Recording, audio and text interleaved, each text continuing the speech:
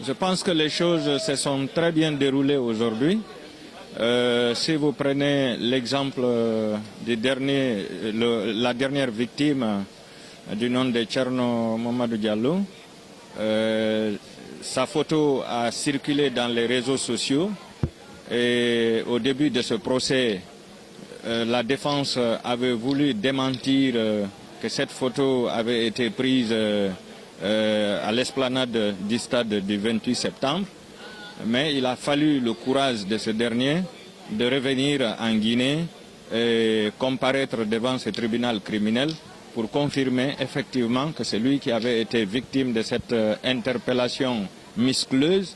Vous avez vu les agents de la gendarmerie qui l'ont interpellé, qui ont engagé des coups de pied derrière lui. Donc si ça lui arrivait au niveau des hanches, il allait perdre complètement ses côtes. Donc il a confirmé qu'effectivement c'est à l'esplanade qu'il a été interpellé lorsqu'il a voulu se sauver pour se réfugier au niveau des agents de la Croix-Rouge. Et il a confirmé également qu'il avait plu ce jour puisque c'est sous cette petite pluie qu'il a été interpellé. Donc si les gens commencent à démentir ça, ça n'engage que eux. Peut-être c'est leur stratégie de combat, mais ils ne peuvent pas, comment dirais-je, enlever la vérité là où elle est. Ils ne peuvent pas changer la vérité, ils ne peuvent pas changer le cours des événements, la manière dont le 28 septembre s'est déroulé, ce que les victimes ont subi.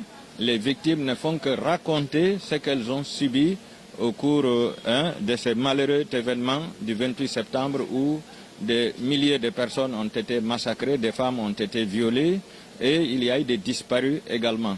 Donc on ne peut pas changer le cours de l'histoire, ce n'est pas possible. Donc libre à eux de démentir tout ce que nos clients vont dire, mais le peuple de Guinée et le tribunal savent parfaitement que ce qu'ils sont en train de dire est la stricte vérité.